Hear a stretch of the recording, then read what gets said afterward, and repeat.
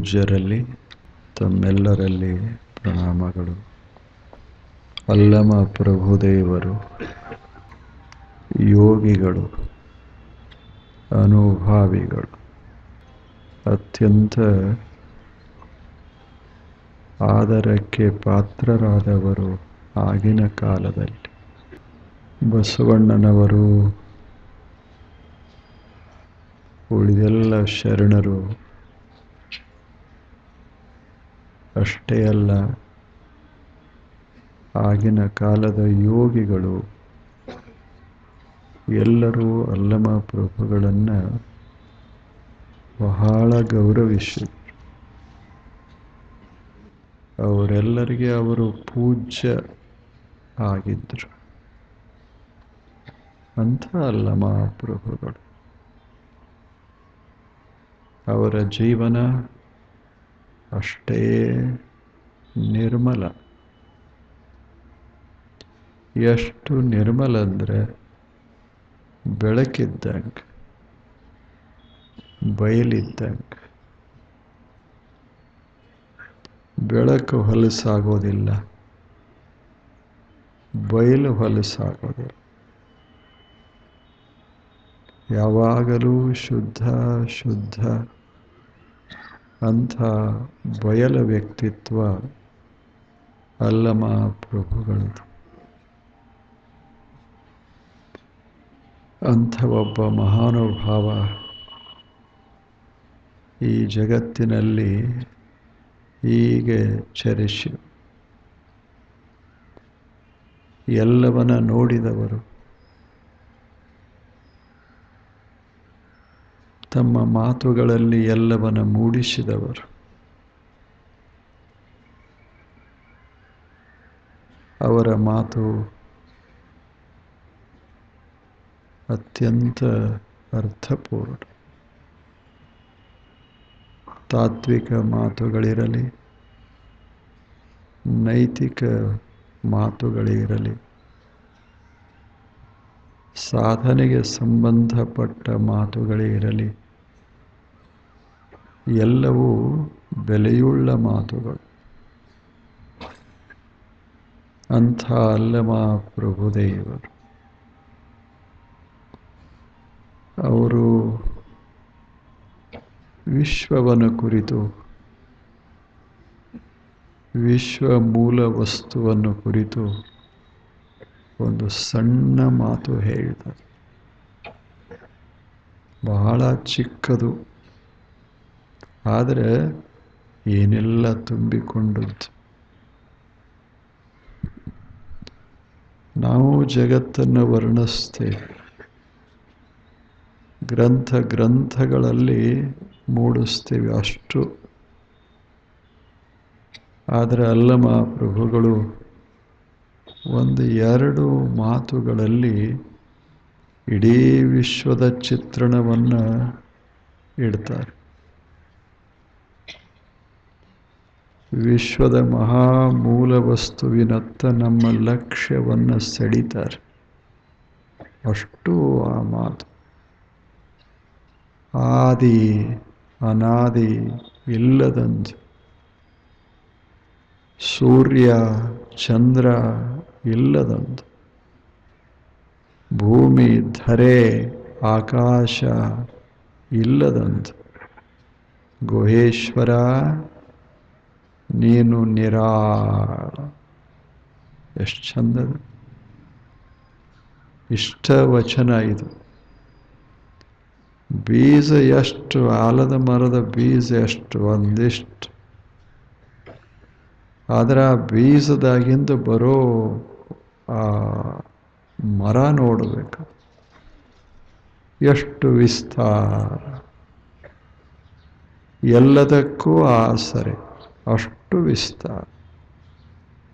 ಹಾಗೆ ಸಣ್ಣ ಸಣ್ಣ ಮಾತು, ಮಾತಿನಲ್ಲಿ ಎಂಥ ತತ್ವ. ಆದಿ ಅನಾದಿ ಇರಲಿಲ್ಲ, ಸೂರ್ಯನೂ ಇರಲಿಲ್ಲ, ಚಂದ್ರನೂ ಇರಲಿಲ್ಲ. ಈ ಭೂಮಿ ಎಲ್ಲರಿಗೆ ಧರೆ, ಅಂದರೆ ಎಲ್ಲರಿಗೆ ಆಸರೆ ಕೊಟ್ಟಂಥ ಈ ಭೂಮಿ ಇರಲಿಲ್ಲ, ಆಕಾಶವೂ ಇರಲಿಲ್ಲ. ಆವಾಗ ಏನು ಇತ್ತೋ ಅದೇ ಗುಹೇಶ್ವರ, ಅದು ದೇವರು, ಅದು ಸತ್ಯ ವಸ್ತು, ಪರಮ ವಸ್ತು, ದ ಸುಪ್ರೀಂ ರಿಯಾಲಿಟಿ. ಅದು ಮೂಲ ವಸ್ತು. ಇವು ಸೂರ್ಯ, ಚಂದ್ರ, ಧರೆ, ಆಕಾಶ, ಆದಿ ಅನಾದಿ ಏನಿರಲಿಲ್ಲ. ಒಂದು ಸಲ ಯಾವುದು ಇರಲಿಲ್ಲ. ಆದಿ ಅಂದರೆ ಆದಿ ಅನಾದಿ ಎರಡು ಸುಂದರ ಶಬ್ದಗಳು. ಅರ್ಥ ನೋಡಬೇಕು, ಸಂಸ್ಕೃತ ಶಬ್ದಗಳವು. ನಾವು ಹೇಗೆ ಅರ್ಥ ಮಾಡ್ತೇವೆ ಹಾಗೆ, ಅಷ್ಟು ಸುಂದರ ಶಬ್ದಗಳು. ಆದಿ, ಆದಿಯಲ್ಲಿ ಇರುವಂಥದ್ದು. ಅನಾದಿ, ಮೊದಲ ಇಲ್ಲದಂಥದ್ದು, ಆ ಬಳಿಕ ಬಂದುದು.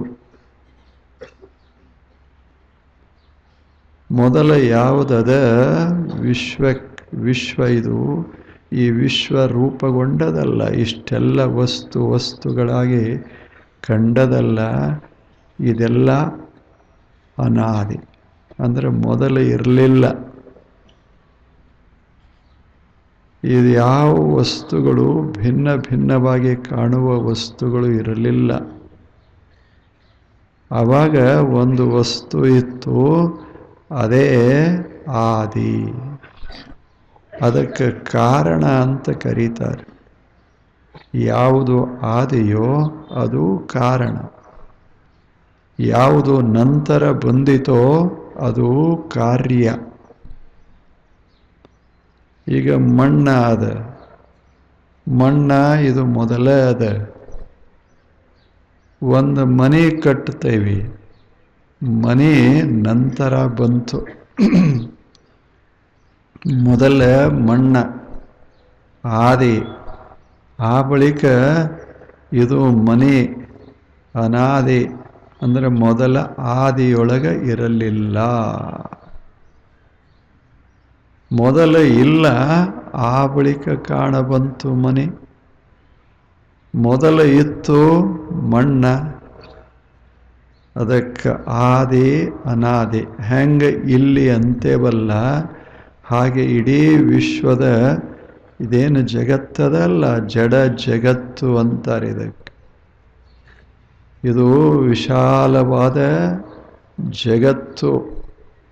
ಇದರ ಮೂಲ ವಸ್ತು ಯಾವುದು ಅಂದರೆ, ಅವರು ಹೇಳೋದು ಒಂದು ಪ್ರಕೃತಿ, ಅಂದರೆ ಮೂಲ ವಸ್ತು ಅದು ಅಷ್ಟೇ.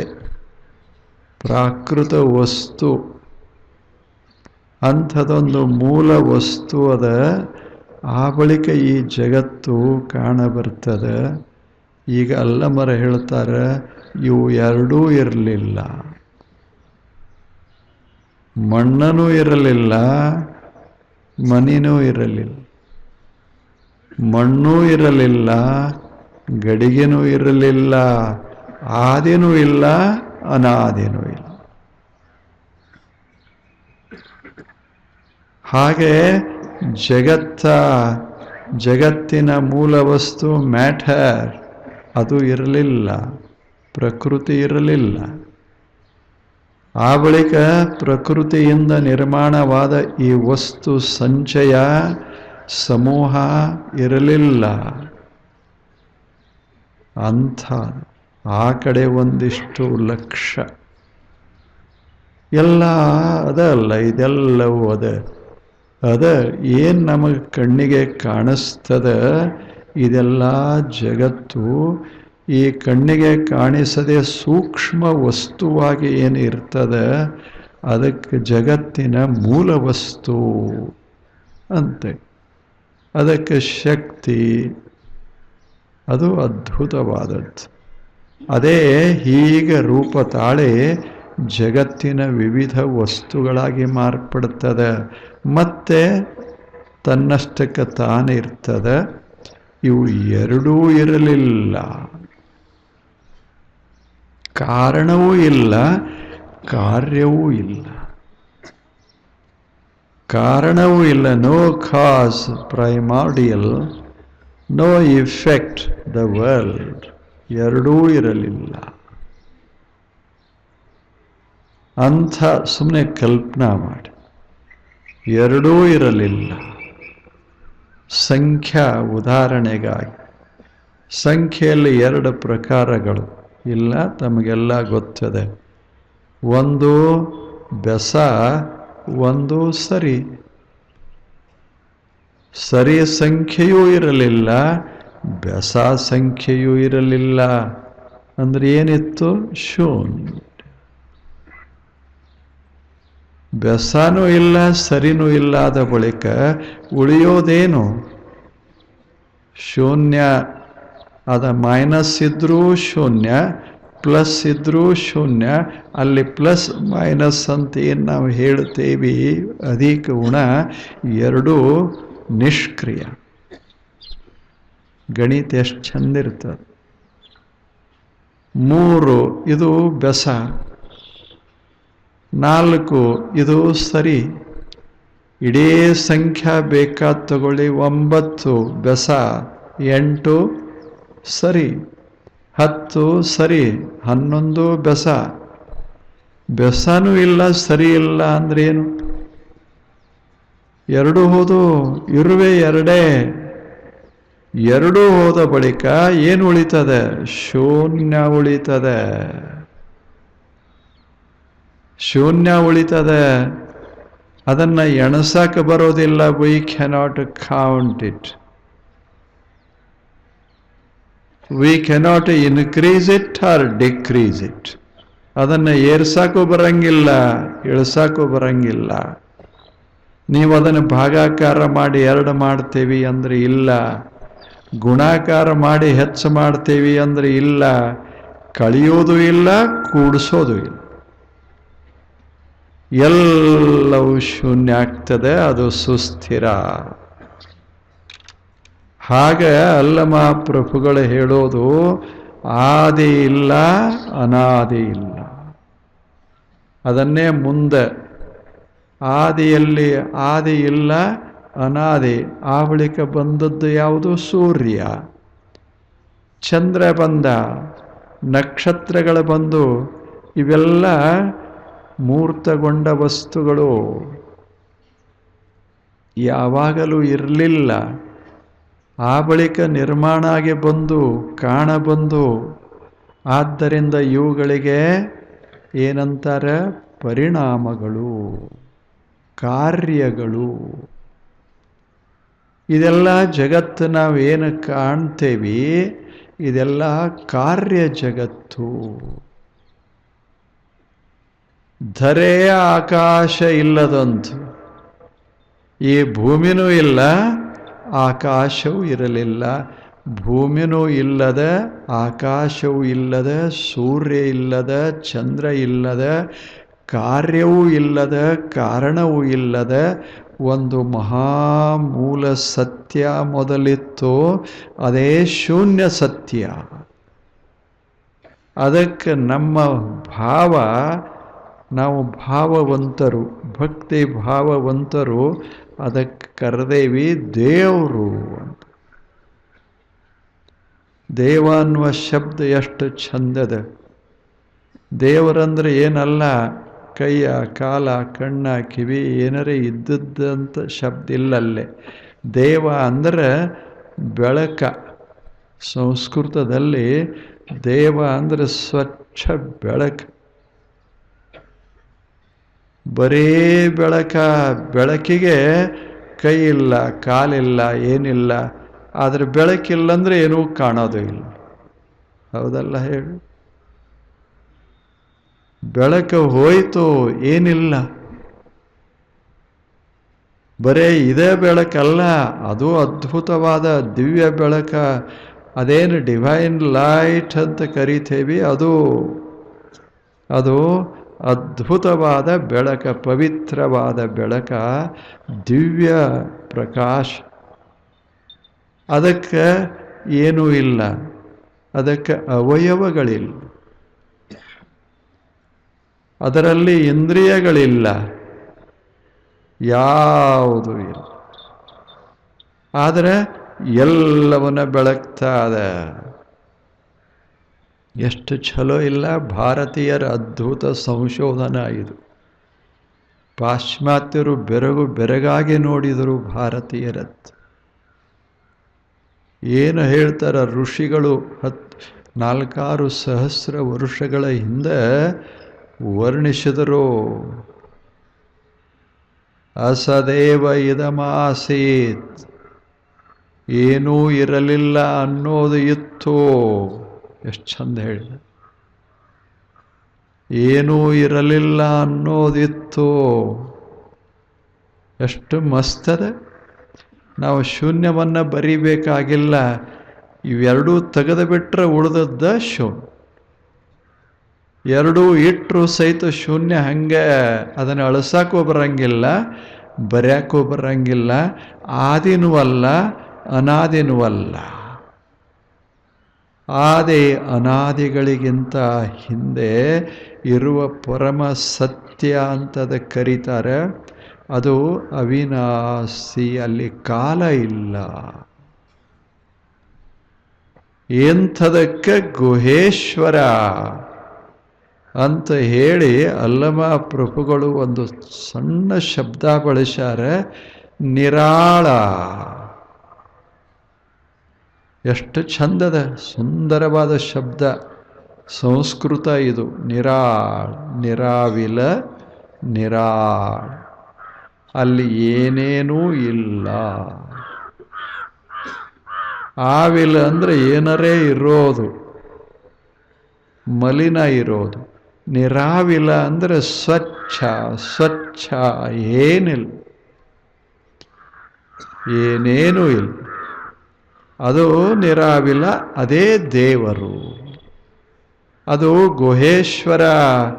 ಮತ್ತದನ್ನು ಎಲ್ಲಿ ಅನುಭವಿಸಬಹುದು, ಎಲ್ಲಿ ಕಾಣಬಹುದು ಅಂದರೆ ನಮ್ಮ ಎದೆಯೊಳಗೆ ಕಾಣಬಹುದು. ಅಲ್ಲಮ ಪ್ರಭು ಗುಹಾಯಾಂ ವರ್ತಮಾನಃ ಈಶ್ವರಃ ಗುಹೇಶ್ವರಃ. ಎದೆಯೊಳಗೆ ಸದಾ ಇರುವಂಥ, ಬೆಳಗುವಂಥ ಜ್ಞಾನ ಪ್ರಕಾಶ ಅದಲ್ಲ, ಅದೇ ಗುಹೇಶ್ವರ. ಎಷ್ಟು ನೋಡಬೇಕು ಅವರು ಸಂಶೋಧನೆ ನೋಡು. ಅಂಥ ಒಂದು ಅದ್ಭುತವಾದ ಸತ್ಯ ಅದ. ಇದು ಜಗತ್ತ ತೋರೆದ. ಅದು ತೋರದ ಸತ್ಯ, ಇದು ತೋರಿದ ಸತ್ಯ. ಎರಡಕ್ಕೆ ಸಂಬಂಧ ಹೇಗದ ಅಂದರೆ ಅದನ್ನು ಬಿಟ್ಟು ಇದು ಇಲ್ಲ. ಇಲ್ಲೇನು? ಅದನ್ನು ಬಿಟ್ಟರೆ ಇದು ಇಲ್ಲ. ಮೂಲ ವಸ್ತುವನ್ನೇ ಬಿಟ್ಟರೆ ಇದು ಇಲ್ಲ, ಜಗತ್ತ ಇಲ್ಲ. ಅದು ಅದ, ಆದ್ದರಿಂದ ಇದು ಅದ. ಇದು ಸಂಬಂಧ. ಮಣ್ಣು ಅದ, ಆದ್ದರಿಂದ ಗಡಿಗೆ ಅದ. ಮಣ್ಣ ಇಲ್ಲ, ಗಡಿಗೆ ಇಲ್ಲ. ಆಗ ದೇವ ಅದಾನ, ಆದ್ದರಿಂದ ಜಗತ್ತ. ಆತ ಇಲ್ಲ, ಜಗತ್ತು ಇಲ್ಲ. ಬಟ್ಟ ಬಯಲ ಅದ, ಆದ್ದರಿಂದ ನಕ್ಷತ್ರಗಳು. ಅದು ಇಲ್ಲ, ಏನೂ ಇಲ್ಲ. ಎಷ್ಟು ಚಂದಿಲ್ಲ ಹೇಳಿ.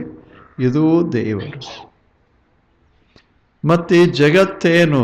ದೇವರಲ್ಲಿಯೇ ಕಾಣಬಂದ ಸುಂದರ ಜಗತ್ತು ಇದು. ಇದೇನು ದೇವರಿಗಿಂತ ಕಡಿಮೆ ಅಲ್ಲ, ಇದು ಕಾಣಬಂದ ದೇವರು. ಎಷ್ಟು ಚೆನ್ನಾಗಿದೆ ಜಗತ್ತು. ನೋಡಬೇಕು ಜಗತ್ತನ್ನು. ಸಂಖ್ಯೆಗಳು ಬೇಕು ಮನುಷ್ಯನಿಗೆ, ಇಲ್ಲಿಗೆ ಪ್ರಪಂಚ ನಡೆಯೋದಿಲ್ಲ. ಬರೇ ಶೂನ್ಯದಿಂದ ಪ್ರಪಂಚ ನಡೆಯೋದಿಲ್ಲ. ಶೂನ್ಯ ಇರಬೇಕು, ಅದನ್ನು ಅರ್ಥ ಮಾಡ್ಕೋಬೇಕು. ಆ ಬಳಿಕ ಸಂಖ್ಯೆಯನ್ನು ಬಳಸ್ತಾ ಹೋಗಬೇಕು. ಅದು ಅಧ್ಯಾತ್ಮ ಜೀವನ. ಎರಡು ಕೊನೆಗೆ ಎಲ್ಲ ಬರೆಯೋದು, ಜಮಾ ಖರ್ಚು ಮಸ್ತಾಗಿ ಬರೆಯೋದು. ಜಮಾ ಖರ್ಚ ಜೀವನ ಅಂದ್ರೇನು? ಜಮಾ ಖರ್ಚ ಅಷ್ಟೆ. ಜಮಾ ಹೆಚ್ಚಾಯಿತು ಅಂದ್ರೆ ಸ್ವಲ್ಪ ಮನೆ ದೊಡ್ಡದಾಗ್ತದೆ,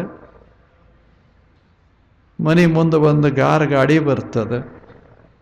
ಇನ್ನಷ್ಟು ಜಮಾ ಆತು ಅಂದ್ರೆ ಒಂದು ಹೆಲಿಕಾಪ್ಟರ್ ಬರ್ತದೆ. ಮತ್ತಷ್ಟು ಜಮಾ ಆತಂದ್ರೆ ಹಾರ್ಟ್ ಫೇಲ್ ಆಗ್ತದೆ. ಮಜಾ ಇಲ್ಲಿ. ಇದು ಜಮಾ. ಖರ್ಚ ಆಯಿತು, ಮನೆ ಸಾಣದಾಗ್ತದೆ. ಮನೆಯಾಗಿನ ಸಾಮಾನ ಬಜಾರ್ಗೆ ಹೋಗ್ತಾವ. ಹೌದಲ್ಲ ಹೇಳಿ? ಜೀವನ ಅಂದ್ರೇನು? ಒಂದಿಷ್ಟು ಜಮಾ, ಒಂದಿಷ್ಟು ಖರ್ಚು. ಜಾಣರಾದವರು ಸಮ ಮಾಡ್ತಾರೆ, ಇಲ್ಲದೆ ಇದ್ದರೆ ಕಷ್ಟಕ್ಕೆ ಒಳಗಾಗ್ತಾರೆ. ಅದೇ ಪ್ರಪಂಚ. ಸಂಸಾರ ಅಂದ್ರೇನು? ತರೋದು, ಕೊಡೋದು, ಗಳಿಸೋದು, ಖರ್ಚು ಮಾಡೋದು. ನಾವು ಬರೇ ತರೋರು, ಒಟ್ಟ ಕೊಡೋರಲ್ಲ. ಬದುಕೋದೇ ಸಾಧ್ಯ ಇಲ್ಲ. ಪಗಾರ ಬರಬೇಕು, ಮತ್ತು ಮರುದಿವಸ ಖರ್ಚು ಸುರುನೆ ಇಲ್ಲೇನು? ಎಷ್ಟೇ ಪಗಾರ ಬರಲಿ, ಖರ್ಚಂತ ಆಗದೆ ಇದ್ರೆ ಇದು ಮುಗಿತದ, ಶೂನ್ಯ ಆಗ್ತದೆ. ಜೀವನ ಅಂದ್ರೆ ಜಮಾ ಖರ್ಚು. ಹೌದಲ್ಲ? ಅಧ್ಯಾತ್ಮ ಜೀವನ ಅಂದರೆ ಜಮಾ ಖರ್ಚು ಮಾಡಿ ಏನು ಒಂದು ಉಳಿತದಲ್ಲ ಅವಶೇಷ. ಹೋಗಿ ಬನ್ನಿ ನಾಳೆ. ನಮಸ್ಕಾರ.